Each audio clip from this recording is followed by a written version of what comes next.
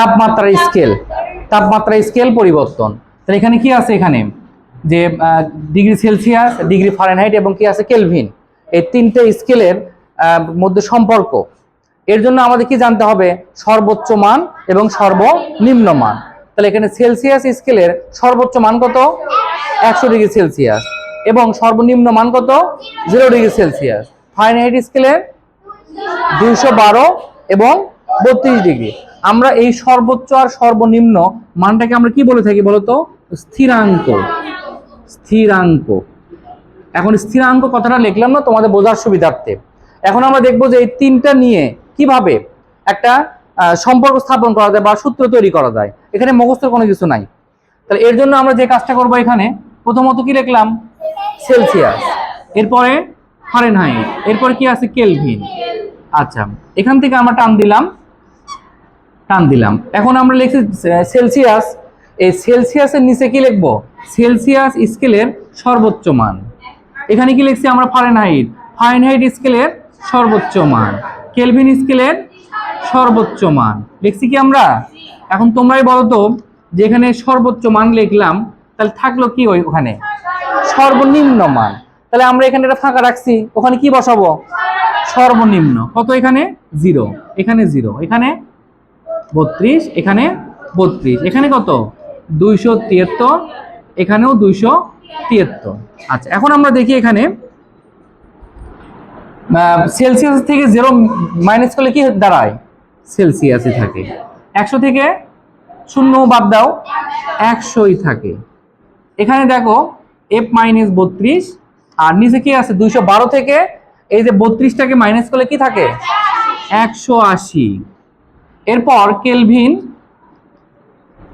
এখান থেকে বিয়োগ করলে কত থাকে, 100। এখন আমরা কি করব, আমরা এখান থেকে অনুপাত করব নিচের অংশটাকে। তাহলে এখন দেখো, প্রথমে 0 কাটলাম, 0 কাটলাম, 0 কাটলাম। এরপর দেখো আমরা 5 দিয়ে ভাগ দিলে, 2 দিয়ে ভাগ দাও 5, 2 দিয়ে ভাগ দিলে 9, 2 দিয়ে ভাগ দিলে 5। তাহলে সর্বশেষ এখানে কত হবে, 5 হবে। আচ্ছা, এখন আমরা কি লিখতে পারি সর্বশেষ অংশটা,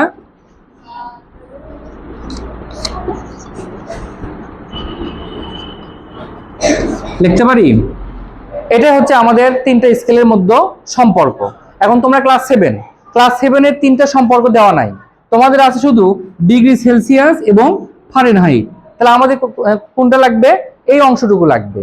এখন আমরা কি শিখবো, যে এই অংশটা দিয়ে কিভাবে তাপমাত্রা স্কেলটা পরিবর্তন করা যায়। এটাই হচ্ছে তোমাদের আজকের মুখ্য বিষয়, এটা এখন আমরা শিখবো।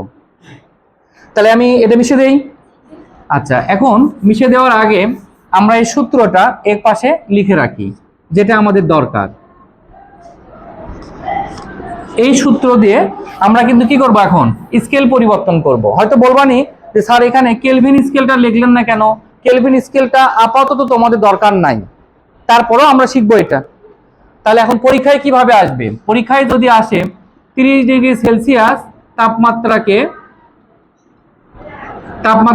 ফারেনহাইট স্কেলে প্রকাশ করো।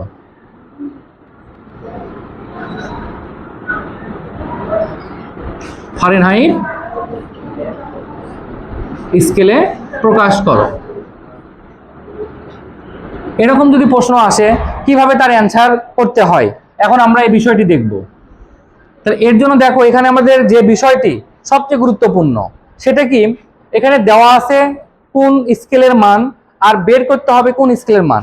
দেওয়া আছে হচ্ছে ডিগ্রি সেলসিয়াস, আর বের করতে হবে কি, ফারেনহাইট। তাহলে আমাদের সম্পর্কটা কোন দুই মানের উপর বলো, সেলসিয়াস আর ফারেনহাইট।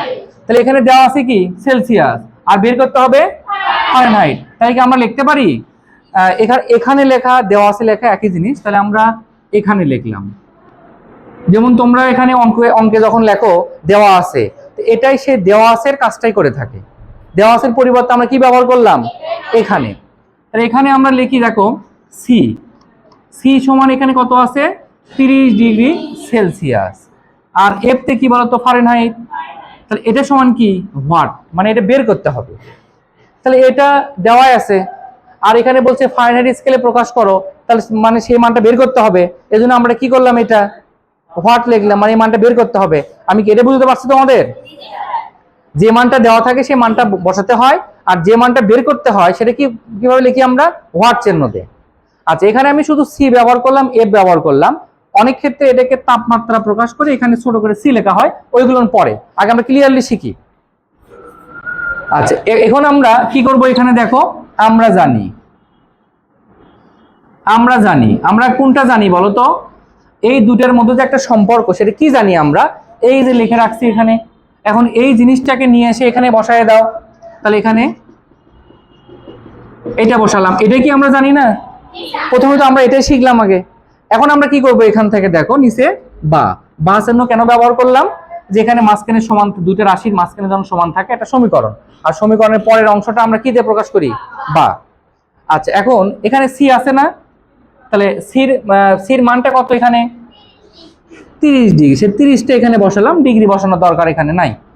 তার নিচে কি আছে, 5। এখানে দেখো f মাইনাস 32 ডিভাইডেড 9। বলো তো এই পুরো সমীকরণে f ছাড়া আর কোনো মান আছে কি? তাহলে আমাদের f এর মানটা বের করতে হবে না এখন। তাহলে এখন আমরা যদি 5 দিয়ে কাটি কত হয়, এখানে 6। তাহলে এখানে আর গুণ করে দেই, কত হয়? তাহলে এখানে দেখো f মাইনাস 32 আর এখানে গুণ করলে কত দাঁড়ায়, 54। এবার আমরা কি করতে পারি, এবার এফটাকে আমরা এ পাশে রাখি 54, আর 32টাকে এ পাশে দেই প্লাস 32। এখন দেখো তো অতএব এফ সমান সমান দুটো যোগ করলে কত দাঁড়ায়, 86। এটাই হচ্ছে আমাদের এফ এর মান। তাহলে এখানে দেওয়া ছিল কি সেলসিয়াস, বের হলো কি বলতো, ফারেনহাইট। তাহলে আমরা কি লিখতে পারি এখন, অতএব নির্ণেয় তাপমাত্রা 86 ডিগ্রি ফারেনহাইট, অ্যান্সার হয়ে গেল। এখন যদি এখানে 30-এর জায়গায় 45, 50, 40 যে মানই থাক না কেন, সেই মান থেকে বের করা যাবে না? বের করা যাবে, পারবা সবাই? আচ্ছা, তোমাদের বাড়ি কাজ দেওয়া হলে পারবা তো? আচ্ছা, এখন আমি তোমাদের দেখাবো যে এই ফারেনহাইট স্কেলটা এই পাশে ফারেনহাইটের মানটাই দেওয়া আছে, সেলসিয়াসের মানটা বের করতে হবে। তাহলে এখন দেখি আমরা এটা মিশে দিলাম, বুঝতে পারছো সবাই? আচ্ছা, এখন দেখো, আচ্ছা এখন এখান থেকে আমরা দেখব যে এখানে যে মানটা দেওয়া আছে, মনে করো যে এটা 40 ডিগ্রি, আচ্ছা এটা 60 ডিগ্রি ফারেনহাইট, আর এখানে বলছে কি বলতো, সেলসিয়াস স্কেলে মান কত, সেলসিয়াস স্কেলে প্রকাশ করো। তাহলে মানটা দেওয়া আছে কিসে, ফারেনহাইট, বের করতে হবে কিসে, সেলসিয়াস। তাহলে এখানে কি পরিবর্তন করতে হবে, আমি দুইটাই মিশিয়ে দিলাম, কি লিখতে হবে বলো? এবার এই সেলসিয়াসটাই হোয়াট, আর ফারেনহাইটটাই কি 60 ডিগ্রি ফারেনহাইট, ঠিক আছে? এখন এখানে আমরা জানিতে কি লিখবো, তবে তোমরা এই ক্ষেত্রে এই ফারেনহাইটটাকে উপরে লিখবা, সেলসিয়াসটা একটু পরে লিখবা। যে মানটা দেওয়া আছে সেই মানটা আগে লিখবো আমরা, লিখে তারপরে যেটা বের করতে হবে সেটাকে আমরা পরে লিখবো। আর এখানে আমরা কি লিখবো তাহলে, এখন বলো, আমরা জানি আমরা কি জানি, আমরা এই দুই সমীকরণ অর্থাৎ দুই স্কেলের সম্পর্কের ক্ষেত্রে কি জানি, আমরা জানি যে এখানে কি বলো, C divided 5, F minus 32 divided 9, এটাই কি আমরা জানি না? তাহলে এখানে কার মান বের করতে হবে, সেলসিয়াস, দেওয়া আছে কার মান, ফারেনহাইট। তাহলে আমরা কি করতে পারি, এখানে যেরকম আছে সেরকমই লিখলাম, আর এখানে যেখানে ফারেনহাইট ছিল সেখানে তার মান বসে দিলাম, ঠিক আছে কিনা? আচ্ছা, এখন আমরা দেখে নেই, এখানে 60 থেকে 32 মাইনাস করলে কত দাঁড়ায় বলো, 28। তাহলে এখানে 28 ডিভাইডেড 9। এরপর আমরা কি করব বলতো, আর গুণ, তাহলে এখানে 9c, আর এখানে গুণ করলে কত দাঁড়াচ্ছে, গুণ করো দেখি, 28 গুণ কত হয়, অর্থাৎ এখানে 28 গুণ এই যে 5 আমরা একবারে লিখলাম, ঠিক আছে? এরপরে দেখো তো সির মানটা বের করতে গেলে আমাদের কি করতে হবে, সি সমান এই যে 28 গুণ এত ভাগ 9, এটুকু ক্যালকুলেশন করে যে মানটা বের হয় সেই মানটাই কি আমাদের অ্যান্সার। তো সেটাই কি সির মান না? তো সেটাই দাঁড়াবে কি আমাদের নির্ণয়ের মান এত, ঠিক আছে? আচ্ছা, এখন এখানেকার মান যদি আমি পরিবর্তন করে দেই, এখানে 86 দেই বা 70 দেই, কি পারবা তোমরা?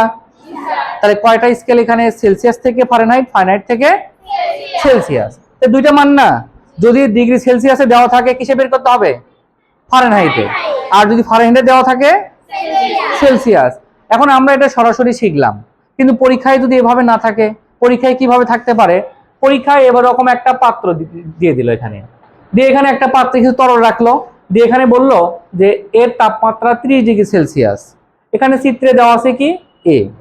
এখন তোমার এখানে গ নম্বর প্রশ্নে বলতেছে এ পাত্রের তাপমাত্রাটা ফারেনহাইটে প্রকাশ করো। এ পাত্রের তাপমাত্রা ফারেনহাইটে প্রকাশ করো। তো এ পাত্রে যে তাপমাত্রাটা আছে কোন স্কেলে আছে? সেলসিয়াস। ওটা কিসে প্রকাশ করতে হবে? তাহলে আমরা এটার যে পূর্বের নিয়ম শিখলাম ওই নিয়মটা কাজে লাগালেই হচ্ছে। তাহলে কি আমাদের সমস্যা আছে? আর পরীক্ষায় যেভাবে আসুক কোনো সমস্যা আছে? সবাই বুঝতে পারছো?